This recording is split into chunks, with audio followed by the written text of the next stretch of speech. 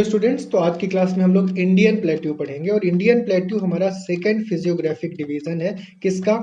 India को हमने physiographic division यदि किया तो इंडिया के फिजियोग्राफिक डिवीजन में क्या देखा आपने? What are the different physiographic divisions? तो हमने ये देखा कि इंडिया को हम 6 फिजियोग्राफिक डिवीजन में डिवाइड कर सकते हैं। कौन कौन से? सबसे पहले हमने लिया माउंटेन यानी हमने पर्वत की बात की। फिर हमने बात की प्लेट्यू। प्लेट्यू का मतलब होता है हमने पठार की बात की।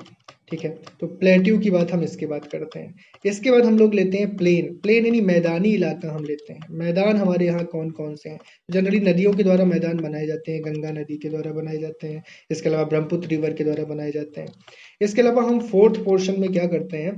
कोस्टल प्लेन लेते हैं। कोस्टल प्लेन यानी तटीय मैदान। तटीय मैदान ऐसे मैदान होते हैं बच्चों जो समुद्र से घिरे हुए हैं, यानी समुद्र का जो हिस्सा है वो हमें देता है जो मैदान, वो कोस्टल प्लेन कहलाता है। तो कोस्टल प्लेन की बात भी हम करेंगे और एक हमारा फोर्थ टॉपिक होगा जिसमें हम फोर्थ फिजियोग्राफिक डिवीजन होगा जिसमें हम बात करेंगे इसकी। ठीक है, अब हम प्लेन की बात कर चुके हैं, अब हम बात करते हैं डेजर्ट की। हमारे इंडिया में एक डेजर्ट भी है जिसकी बात हमें करना है और वो है थार डेजर्ट, जिस पर हम थोड़ा सा डिस्कशन करेंगे। और सिक्स्थ और आखिरी हमारा फिजियोग्राफिक डिवीजन होगा और इसे बोलेंगे हम आइलैंड। आइलैंड का मतलब होता है कि हम द्वीप की बात करेंगे और इंडिया में 2 द्वीप हैं जिनको हम डिस्कस करेंगे और वो है अंडमान निकोबार और साथ ही साथ लक्षद्वीप। तो इन दोनों द्वीप का डिस्कशन भी हम लोग को करना है अपने इस डिस्कशन में, लेकिन आज के डिस्कशन में हम इंडियन प्लेट्यू पर ही फोकस करेंगे। Today's discussion goes on this topic Indian plateau यानी भारतीय पठार।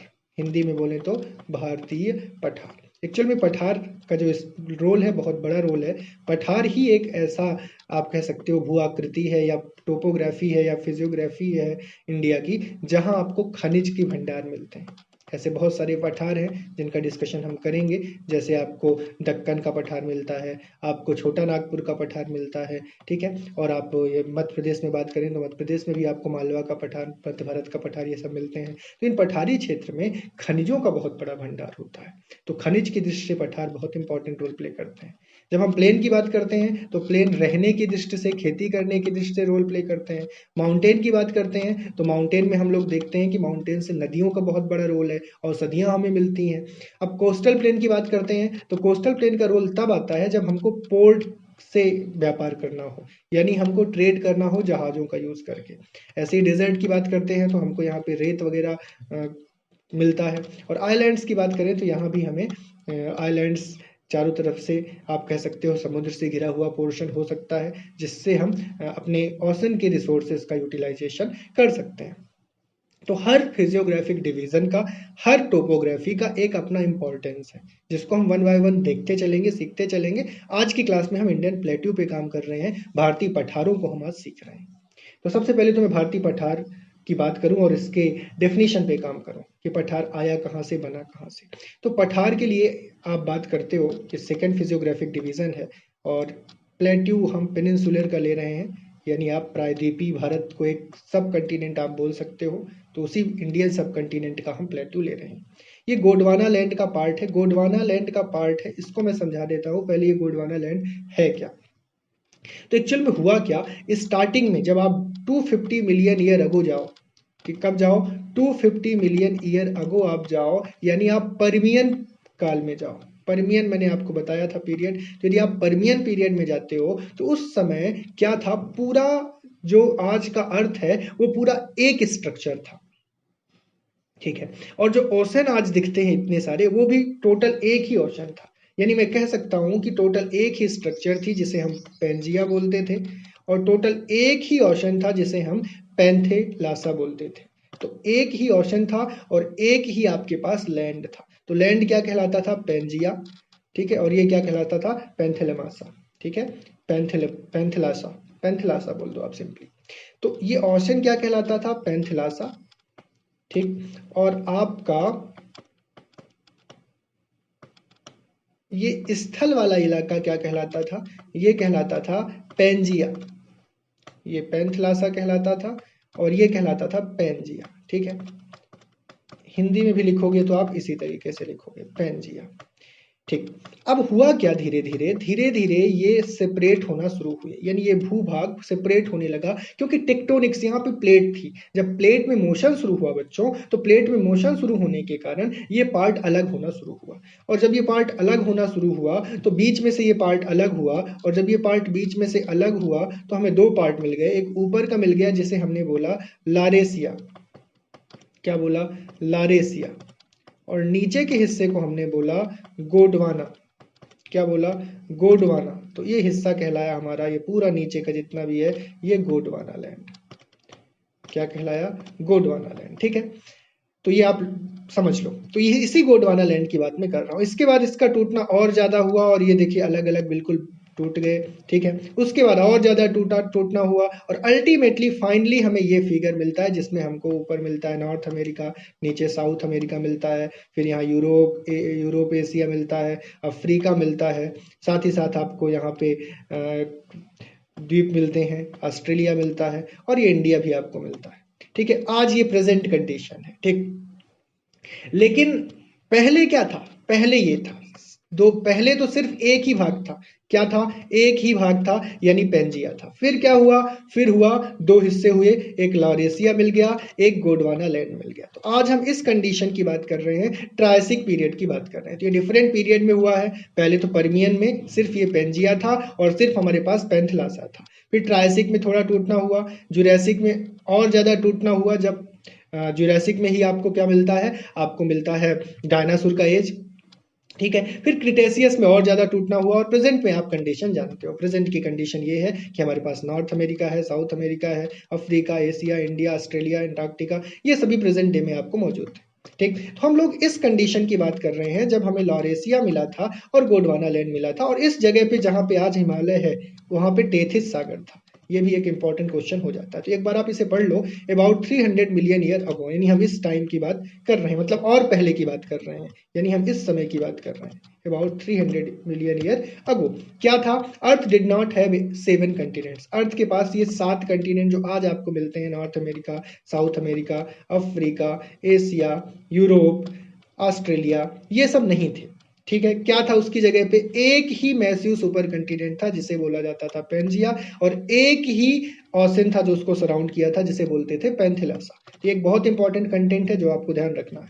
ठीक, अब इस गोडवाना लैंड को हम बोलते हैं अपने इंडियन प्लेट्यू के हिस्सा, यानी ये जो गोडवाना मैंने बताया गोडवाना लैंड, इन्हीं गोडवाना लैंड में आपका ये जो ऊपरी हिस्सा है, ये जो हिस्सा है ऊपरी, ये किसका भाग है, आज के प्लेट्यू का भाग है। तो जिस प्लेट्यू की बात आज की क्लास में हम करने वाले हैं वो गोडवाना लैंड का ही एक हिस्सा है। तो ये क्लियर हुआ पहला पॉइंट, बिल्कुल आराम से हर पॉइंट को क्लियर करते हुए आपको पढ़ना है।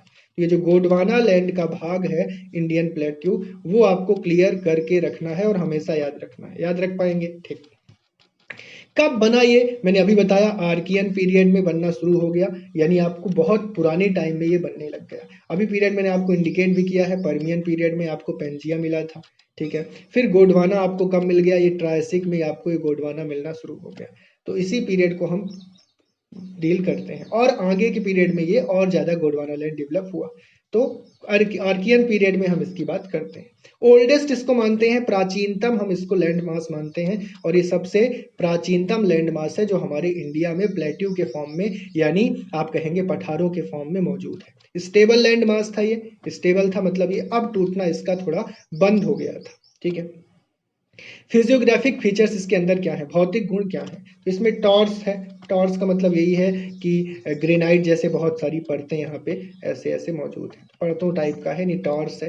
ब्लॉक पर्वत का भी मैंने आपको बताया था कि जब भी क्या होता है कि आप बहुत बड़े स्थल की बात करते हो, और उस स्थल से ये पूरा स्थल बहुत बड़ा स्थल है जिसमें से दो हिस्से, यानी यहाँ का हिस्सा और यहाँ का हिस्सा नीचे खिसक गया यदि, और ऐसे केस में आपको यदि ये हिस्सा ऊपर उठा मिलता है तो ये आपका फिर क्या बनाता है, ब्लॉक माउंटेन बनाता है। ऐसी रिफ्ट वैली बन सकता है कि यदि आपका ये हिस्सा ऊपर ही रह जाए और ये वाला हिस्सा नीचे आ जाए, तो ये जो हिस्सा बीच में आपको मिलेगा ये क्या कहलाएगा? रिफ्ट वैली कहलाएगा। साथ ही साथ आपको स्पर्स भी ऐसे ही मिलते हैं, ये भी आपके क्या होते हैं, आप एक तरीके से कह सकते हो नुकीली जगह होती हैं।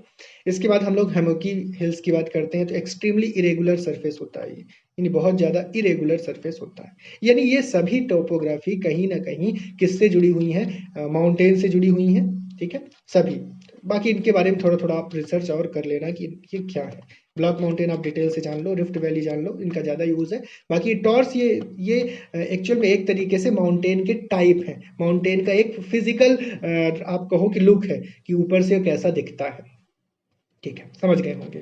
एवरेज हाइट हमें क्या मिलती है? 600 से लेके 900 मीटर तक। किसकी एवरेज हाइट की बात कर रहे हैं हम? इन प्लेट्यूज की हाइट की बात कर रहे हैं। हमारी माउंटेन्स तो बहुत ऊंचे ऊंचे हैं, जैसे हम बात करते हैं अपने हिमालय की, तो हिमालय में सबसे ऊंचाई पे 9 किलोमीटर के अप्रॉक्स हमें मिल जाता है माउंट एवरेस्ट। एग्जैक्ट याद रखें तो 8,848 8,848 मीटर, ठीक है, कितना ऊंचा है, इतना ऊंचा है ये।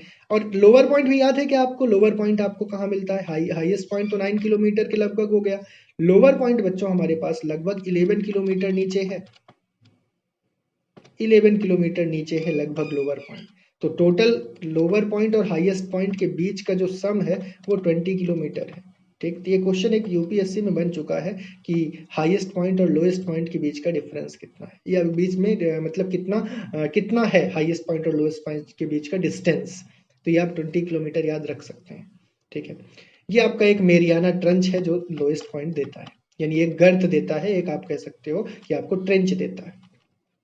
एक्सटेंशन देखें यदि अपने प्लेट्यूज का हम, तो नॉर्थ से साउथ में यदि हम प्लेट्यूज को देखना शुरू करें तो नॉर्थ से साउथ में हमारा प्लेट्यू 1600 किलोमीटर का है, जबकि ईस्ट से वेस्ट या वेस्ट से ईस्ट आप बोलो तो वेस्ट से ईस्ट में आपको ये कितना मिलता है?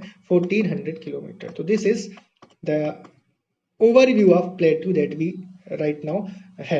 तो जो प्लेट्यू हमारे पास आज है वर्तमान में, उसका एक ओवरव्यू मैंने दे दिया। अब ये प्लेट्यूज किस टाइप से डिवाइड हो सकते हैं या किस टाइप से डिवाइड किए जाते हैं, ये हम लोग जल्दी से आइडिया ले लेते हैं। तो ये प्लेट्यूज का डिवीजन हम लोग 3 तरीके से करते हैं।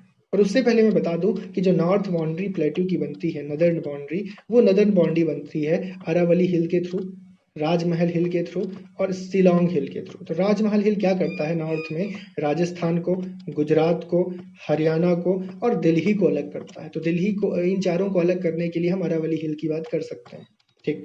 इसी तरीके से नॉर्थ बाउंड्री ही डिसाइड करता है राजमहल भी, यानी नॉर्थ में आप देखो ऊपर, तो ऊपर आपके पास एक तो अरावली हिल है, फिर आपके पास राजमहल हिल झारखंड में मिल जाता है, ठीक है। वो राजमहल हिल का ही एक हिस्सा विस्तृत होके शिलोंग हिल दे देता है मेघालय में, जिसमें हम लोग गारी खासी जयंतिया इन तीनों की बात करते हैं और लेटर ऑन हम करेंगे भी, ठीक है। तो ये आपको क्या मिल गया? नॉर्थ में आपको बाउंड्री मिल गई। तो याद रखेंगे आप कितनी, 3 बाउंड्री, 3 हिस्से हो जाएंगे बाउंड्री के लिए, एक अरावली हिल्स का हिस्सा, राजमहल हिल्स का हिस्सा, शिलोंग हिल्स का हिस्सा। तो ये मिल के पूरी नॉर्थ बाउंड्री दे देते हैं आपके प्लेट्यू की। उसके ऊपर पहाड़ मिलते हैं, यहाँ पे आपको प्लेट्यू बिगिन होता है। तो कहाँ से प्लेट्यू बिगिन होता है? अरावली हिल, राजमहल हिल, शिलोंग हिल, ये तीनों मिलकर, ये तीनों हिल मिलकर आपके प्लेट्यू की बिगिनिंग कराते हैं, यानी प्लेट्यू को ये एक बाउंड्री दे देते हैं, ठीक है। ये क्लियर कर लिया आपने। अब हमारी जो प्लेट्यू है, पेनिनसुलर प्रायद्वीपीय प्लेट्यू, वो 3 भागों में बांटे जाते हैं। एक सेंट्रल हाईलैंड है, यानी मध्य का उठा हुआ भाग, फिर दूसरा हमारे पास डेक्कन प्लेट्यू है, और तीसरा हमारे पास नॉर्थ ईस्टर्न प्लेट्यू में आप लोगों को वही लेना है, गारो खासी जयंतिया। ये जो मैंने मेघालय शिलोंग हिल बताया है, तो शिलोंग हिल का जो हिस्सा है वो इसी पठार में आ जाएगा, ठीक है। तो चलिए स्टार्ट करते हैं। सेंट्रल हाईलैंड्स में कौन कौन से हैं? अरावली रेंजेस की बात हम करेंगे और उनके अंदर जो पठार आएंगे उनकी बात करेंगे। ऐसे ही मालवा प्लेट्यू की बात करेंगे, मालवा के पठार की। बुंदेलखंड के पठार की बात करेंगे, बघेलखंड में पठार है उसकी बात करेंगे। छोटा नागपुर के पठार को हम सेंट्रल हाईलैंड्स के अंतर्गत ही पढ़ेंगे, और इसी तरीके से विंध्यन रेंज को पढ़ेंगे और सतपुड़ा रेंज को भी हम पढ़ेंगे। तो ये हमारे 7 सेंट्रल हाईलैंड्स हैं जिनको आज की क्लास में हम लोग डिटेल से पढ़ने वाले हैं। इसके अलावा कल की क्लास में मैं आपको डेक्कन प्लेट्यूज और नॉर्थ ईस्टर्न प्लेट्यूज पे काम करके दूंगा, ठीक है। अरावली रेंजेस की जब हम बात करते हैं तो अरावली को हम प्राचीनतम माउंटेन की श्रेणी में रखते हैं, यानी ये हमारा ऐसा माउंटेन रेंज है जो हिमालय से पहले बन गया था। तो प्राचीनतम में आता है ये, one of the world's oldest mountain ये कहलाता है। कब फॉर्म हुआ? प्री कैम्ब्रियन पीरियड में फॉर्म हुआ, तो प्री कैम्ब्रियन पीरियड में आप इसके फॉर्म होने की बात करेंगे, यानी 600 मिलियन ईयर अगो कहलाएगा ये। इसके अलावा क्या था ये, इनिशियली ये फोल्डेड माउंटेन बोला जाता है। फोल्डेड यानी बलित पर्वत यानी यही, ये दो प्लेट जब टकराई आपस में तो दो प्लेट के टकराने से यहाँ पे जो फोल्ड आया, तो इस तरीके से ये इनिशियली बना है, ठीक है। बाद में लेकिन यहाँ पे इतना ज़्यादा एयर्स का, साथ ही साथ फ्लड्स का, साथ ही साथ पानी का, इन सब का इतना ज़्यादा यहाँ पे इनकी मदद से डिग्रेडेशन हुआ है या फिर क्षरण हुआ है, जिससे ये रेसिडुअल माउंटेन में बदल गया है। आज इसकी हाइट बहुत कम हो गई है। सिचुएटेड है कहाँ कहाँ ये स्थित है, अरावली गुजरात में है, राजस्थान में है, हरियाणा में है, दिल्ली में है। तो इनके ये छोटे छोटे पोर्शन पाए जाते हैं। राजस्थान में सबसे ज़्यादा पोर्शन मिलता है आपको अरावली का, बाकी गुजरात में और हरियाणा दिल्ली में भी मिलता है। ये 800 किलोमीटर एक्सटेंशन रखता है, कहाँ से शुरू होकर, दिल्ली के गंजू टीला से यदि शुरू करो इसको और पालनपुर गुजरात तक जाओ, तो दिल्ली के गंजू टीला से पालनपुर गुजरात तक इसकी टोटल लेंथ यदि मेजर करो तो 800 किलोमीटर आपको टोटल लेंथ इसकी मिलती है, जिसे हम अरावली रेंज के नाम से जानते हैं। इस अरावली रेंज में ही आपको क्या मिलेगा, जैसे आपने इंडिया के मैप की बात की, तो यहाँ पे यदि आप अरावली रेंज की बात करते हो तो इसी अरावली रेंज से क्या निकलता है, यहाँ से निकलती है एक लूनी रिवर, और ये कच्छ पर आकर लूनी रिवर क्या हो जाती है, रन ऑफ कच्छ तक पहुँचते पहुँचते सूख जाती है। तो एक लूनी रिवर का भी ओरिजिनेशन होता है, कहाँ से, अरावली के पश्चिमी हिस्से से, ठीक है, और ये डिसअपियर हो जाती है रन ऑफ कच्छ पे। तो ये बात भी आप याद रखें। और ये वो रिवर है जो किस डायरेक्शन में फ्लो होती है, ये फ्लो होती है आपकी वेस्ट डायरेक्शन में। वेस्ट डायरेक्शन में फ्लो होने वाली रिवर और आप याद करना चाहो तो इसके लिए आपके पास ट्रिक है, नमस्ते लंदन। तो नमस्ते लंदन करके आप एक ट्रिक बना सकते हो और आप याद रख सकते हो कि कौन कौन सी ऐसी रिवर्स हैं जो वेस्ट से ईस्ट में जाती हैं। तो एक तो नर्मदा रिवर है, ठीक है, दूसरी माही है, तीसरी साबरमती है, और चौथी आपके पास ता से ताप्ती नदी या तापी नदी है, और फिर ला से लूनी नदी है। तो ये आपको मिलती हैं 4 नदियाँ, रादर 5 नदियाँ, जो कहाँ से फ्लो होती हैं, वेस्ट से ईस्ट में। तो ये वेस्ट से ईस्ट से वेस्ट में, तो यहाँ से स्टार्ट किया और वेस्ट की तरफ ये फ्लो शुरू किया, ठीक है, याद रहेगा। इसके अलावा जो हाईएस्ट पीक है इसका, अरावली में यहाँ पे हाईएस्ट पीक स्थित है। किस जगह पे स्थित है हाईएस्ट पीक, गुरु शिखर नाम का प्लेस है, या हाईएस्ट पीक को ही गुरु शिखर बोलते हैं, और ये 1722 मीटर का है। माउंट आबू में है, ये कहाँ पे है, माउंट आबू में। कितना है इसका हाइट, 1722 मीटर, ठीक है। तो एक तरीके से देखें तो बहुत कम हुआ, वही मैंने बोला था ये रेसिडुअल हो गए हैं, धीरे धीरे कम हो गए हैं, ठीक। यहाँ पे एक और जगह है, दिल्ली में जब हम जाते हैं और दिल्ली में हम बात करते हैं अरावली की, तो दिल्ली वाले पोर्शन में अरावली को नाम दिया जाता है दिल्ली रिज। क्या नाम दिया जाता है, दिल्ली रिज। तो दिल्ली रिज नाम से जाना जाता है अरावली रेंज के उस पोर्शन को जो दिल्ली में आता है। मालवा प्लेट्यू की बात करते हैं। मालवा प्लेट्यू की बात करें तो नॉर्थ वेस्ट में आपको अरावली रेंज मिल जाएगा। ईस्ट में बात करें तो ईस्ट में आपको महादेव रेंज और बुंदेलखंड प्लेट्यू मिल जाएगा। यदि ये मालवा का क्षेत्र है तो इसके आपको वेस्ट में क्या मिलेगा, अरावली, ठीक है। डायरेक्ट वेस्ट में नहीं मिलेगा, नॉर्थ वेस्ट में आपको, और इसके डायरेक्ट ईस्ट में मिल जाएगा बुंदेलखंड, और साथ ही साथ आपको महादेव का पूरा रेंज मिल जाएगा। और यदि आप इसके साउथ में जाते हो तो पूरा विंध्यन रेंज आपको मिल जाता है। तो मालवा प्लेट्यू से रिलेटेड ये सराउंडिंग याद रखो आप। इसके अलावा ये मध्य प्रदेश में सिचुएटेड है मालवा प्लेट्यू, पूरा आपका उज्जैन वाला पोर्शन और आगे इंदौर वाला पोर्शन किस में आएगा, इसी में आएगा। छत्तीसगढ़ भी आपको मालवा प्लेट्यू में ही मिलता है। ये इग्नियस रॉक से बना हुआ है, कौन सी चट्टानों से, ये इग्नियस रॉक वो रॉक होती हैं जिन्हें हम आग्नेय चट्टान भी बोलते हैं। इसमें कोई आपको एक तरीके से बोला जाए तो जीवाश्म नहीं मिलता है, क्योंकि इतना ये लावा से बनी हुई है, लावा बहुत गर्म होता है, इसलिए ये जीवाश्म नहीं रखती हैं। इनका स्लोप जो है south west to north east है। अब स्लोप क्या है इसका, साउथ वेस्ट का मतलब हुआ यदि आप इनका स्लोप इस साइड देखो तो ये आपका साउथ वेस्ट हुआ, और नॉर्थ ईस्ट ये हुआ, यानी इनका स्लोप ऐसा है, देखा जाए तो ऐसा। यानी ये रिवर्स कहाँ जाएंगी, यहाँ वाली जनरली इनको ईस्टवर्ड जाना चाहिए। इसीलिए तो जो रिवर वेस्ट में जाती हैं उनको हम बहुत ज़्यादा क्या देते हैं, इंपॉर्टेंस देते हैं। नमस्ते जो लंदन मैंने बताया, तो वेस्ट की तरफ जाती हैं, तो एक तरीके से एक्सेप्शन हो गया, और उसका रीजन है कि रिफ्ट वैली बनता है वहाँ पे। तो ये जनरली रिवर कहाँ जाती हैं, ईस्टवर्ड जाती हैं, और जाकर कहाँ गिर जाती हैं, बंगाल की खाड़ी में। और ये जाएंगी तो कहाँ गिरेंगी, ये अरब सागर में गिरेंगी जो वेस्ट की तरफ जाएंगी। तो वेस्ट की तरफ जाने वाली रिवर्स तो आपने देख ही लिया। बाकी मैक्सिमम रिवर कहाँ जाती हैं? ईस्टवर्ड, क्योंकि इसका स्लोप कहाँ है?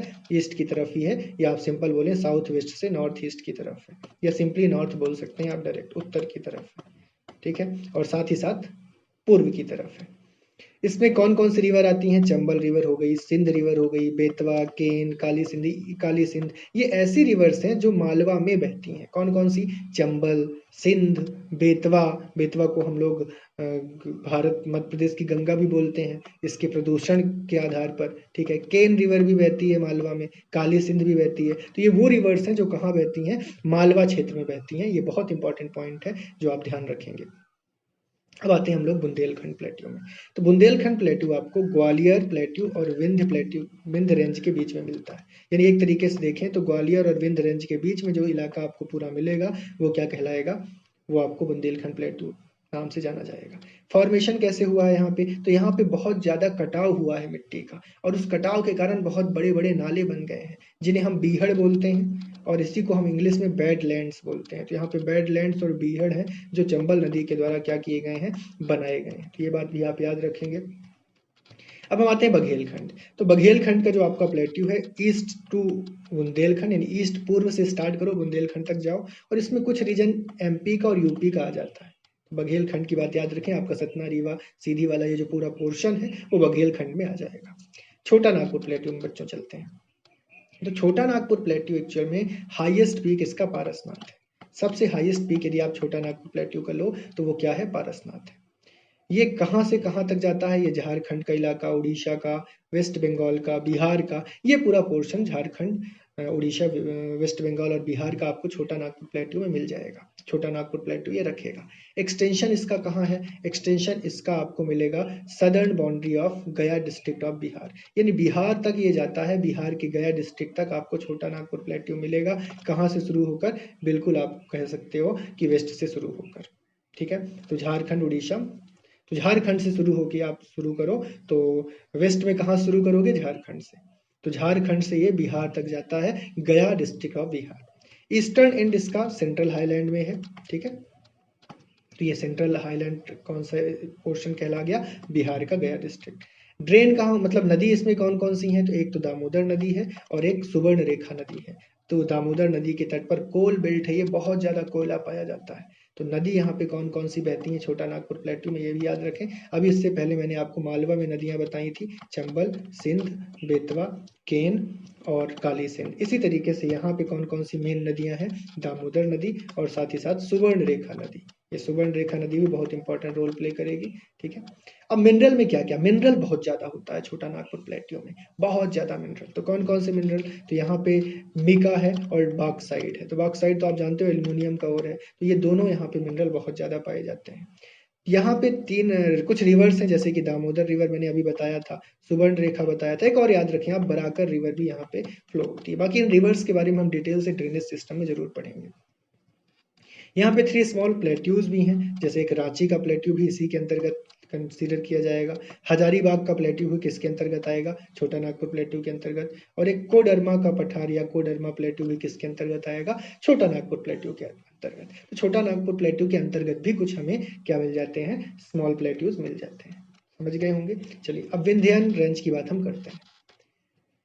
तो विंध्यन रेंज आपको पैरेलल मिलता है नर्मदा और सोन रिफ्ट की। अब मैं आपको बता दूं कि यहाँ पे यदि आपका विंध्यन है और यहाँ पे सतपुड़ा है, तो इसी के बीच में नर्मदा नदी का बहना होता है और इसी के बीच में ताप्ती नदी का बहना होता है। किसकी तरफ? पश्चिम की तरफ, यानी ये ईस्ट से वेस्ट की तरफ बहने वाली नदियां हैं।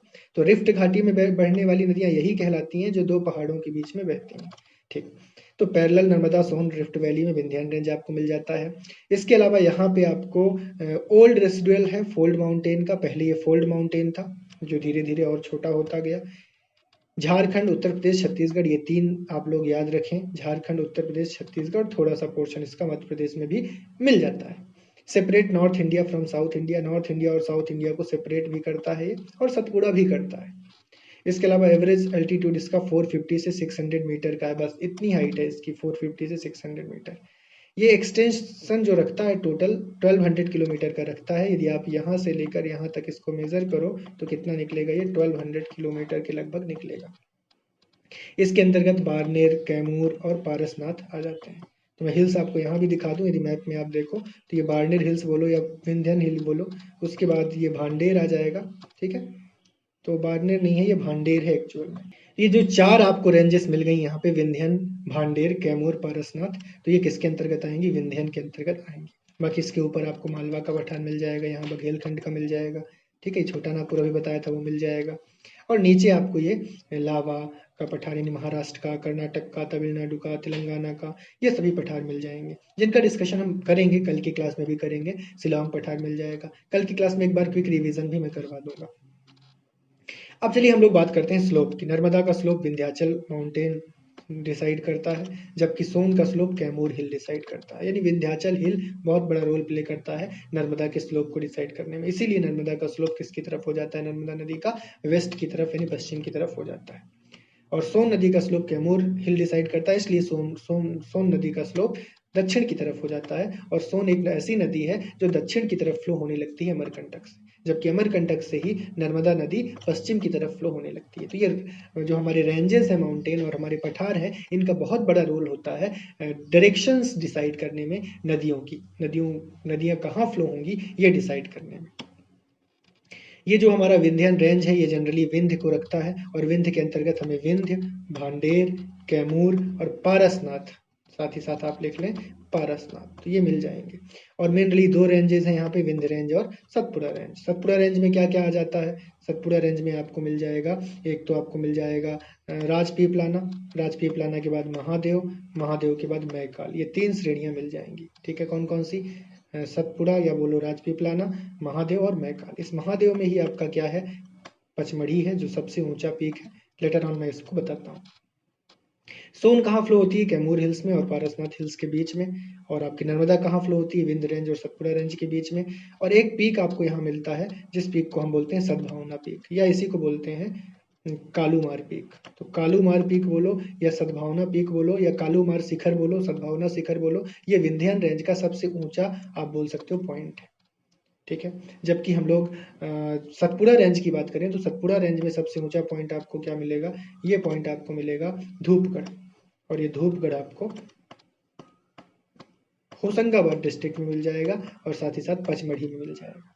चलिए आगे बात कर लेते हैं सतपुड़ा रेंज की, यहाँ पे आपको मिल जाएगा ये।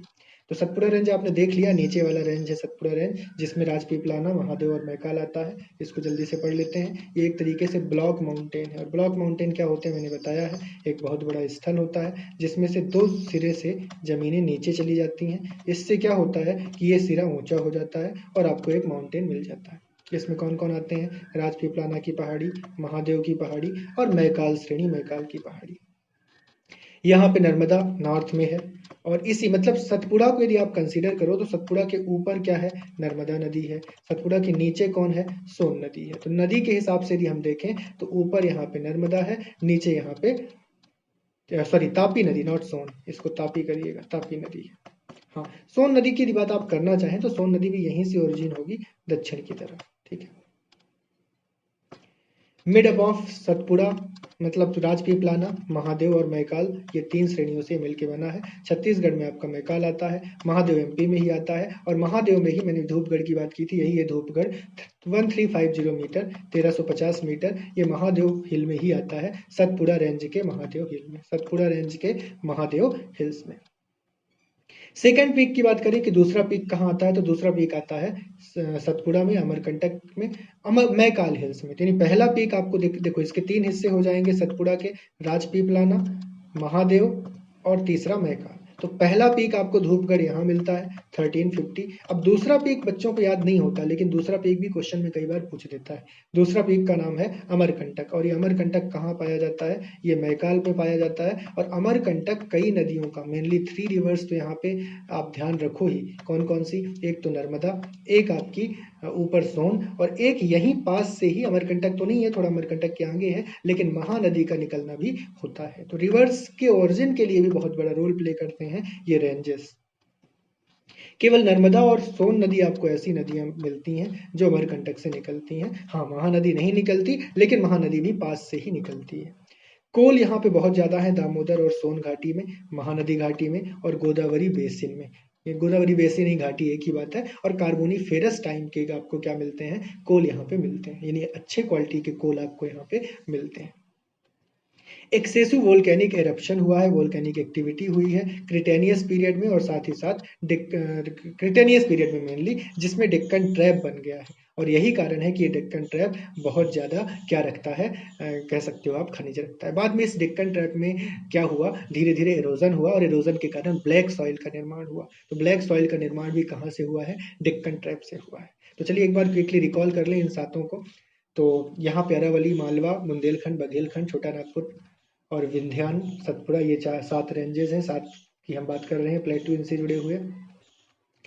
तो सबसे पहले तो अरावली है जो ओल्डेस्ट है, प्री कैम्ब्रियन का है, फोल्डेड है, रेसिडुअल बन गया है, अब गुजरात, राजस्थान, हरियाणा, दिल्ली में इसका हिस्सा है। टोटल एक्सटेंशन इसका देखें हम ईस्ट से वेस्ट में तो 800 है, यानी ईस्ट में आप बात करोगे तो ईस्ट में आ जाएगा गंजू टीला से, और वेस्ट में पालनपुर तक। यहाँ पे इसका टोटल लेंथ 800 किलोमीटर है। लूनी रिवर यहाँ से ओरिजिनेट होती है अरावली रेंज से, और ये वेस्टवर्ड फ्लो होती है और रन ऑफ कच्छ पे सूख जाती है। ये कहाँ नहीं गिर पाती, अरब सागर में नहीं जा पाती। इसके अलावा यहाँ पे एक हिस्सा जो दिल्ली में आता है उसको दिल्ली रिज नाम से जाना जाता है। इसका हाईएस्ट पीक गुरु शिखर है, या आप इसकी माउंट आबू में याद रखें कि माउंट आबू में है, और टोटल इसकी जो हाइट है वो 1722 मीटर है, 1722 मीटर है।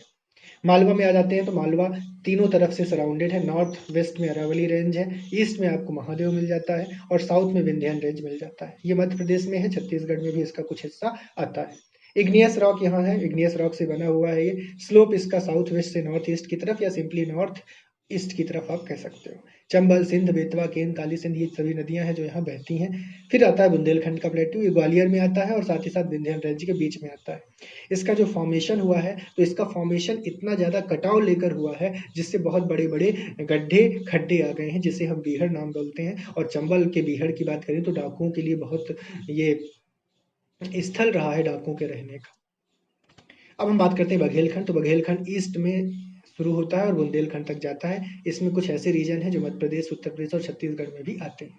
इसके बाद छोटा नागपुर प्लेट्यू, इसका हाईएस्ट पीक पारसनाथ है। झारखंड, उड़ीसा, वेस्ट बंगाल और बिहार में है ये एक्सटेंड करता है सदर्न बाउंड्री, गया डिस्ट्रिक्ट तक जाता है इसकी सदर्न बाउंड्री। इसके अलावा ये जो ईस्टर्न एंड है इसका सेंट्रल हाईलैंड तक जाता है। इसके अलावा इसमें दामोदर और सुबर्ण रेखा, दो बहुत प्रमुख नदियां हैं जो यहाँ पे बहती हैं। दामोदर कोल बेल्ट के लिए जाना जाता है, कोल का बहुत बड़ा भंडार दामोदर बेसिन में हमें मिलता है।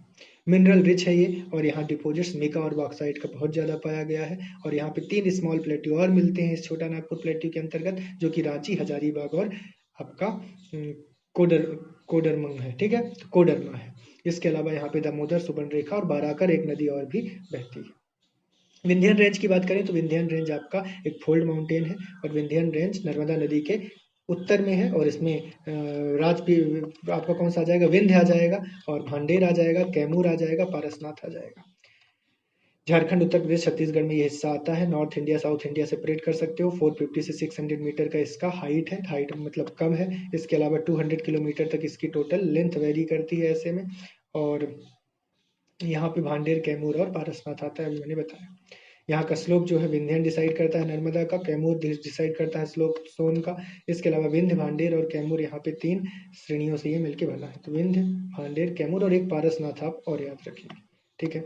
इसके अलावा नर्मदा विंध्य और सतपुड़ा के बीच में फ्लो होती है, जबकि सोन, कैमूर और पारसनाथ के बीच में फ्लो होती है। तो यहाँ बीच में कौन नदी है, सोन नदी है जो ऊपर जाती है। इसके अलावा आप लोग सोन की बात कर चुके हैं। इसके अलावा यहाँ के पीक को बोलते हैं सद्भावना पीक, या इसी को बोलते हैं कालूमार पीक। तो ये पीक भी आप याद रखेंगे। लास्ट है सतपुड़ा, जिसमें ब्लॉक माउंटेन की बात हुई है। नर्मदा इसके नॉर्थ में है, ताप्ती इसके साउथ में है। सतपुड़ा, महादेव और मैकाल 3 श्रेणियां हैं। महादेव में आपको मिलता है धूपगढ़, जो सबसे ऊंचा चोटी है भारत का तो नहीं बोलेंगे, लेकिन मध्य प्रदेश का बोलेंगे, 1350 1350 मीटर। और सेकंड पीक आपको सतपुड़ा में मिल जाए, सतपुड़ा में ही मिलेगा, मैकाल में, और इसको बोलते हैं अमरकंटक, जो कि 1036 मीटर है और मैकाल श्रेणी में आता है। नर्मदा और सोन नदी का ही ओरिजिन अमरकंटक से माना जाता है। बाकी आपकी एक महानदी है जो अमरकंटक के थोड़ा सा आगे से निकलती है। ड्यू टू एक्सेसिव वोल्केनिक, यहाँ पे वोल्केनिक एक्टिविटी बहुत ज़्यादा हुई है क्रिटेनियस पीरियड में, और इसी कारण से डेक्कन ट्रैप बना।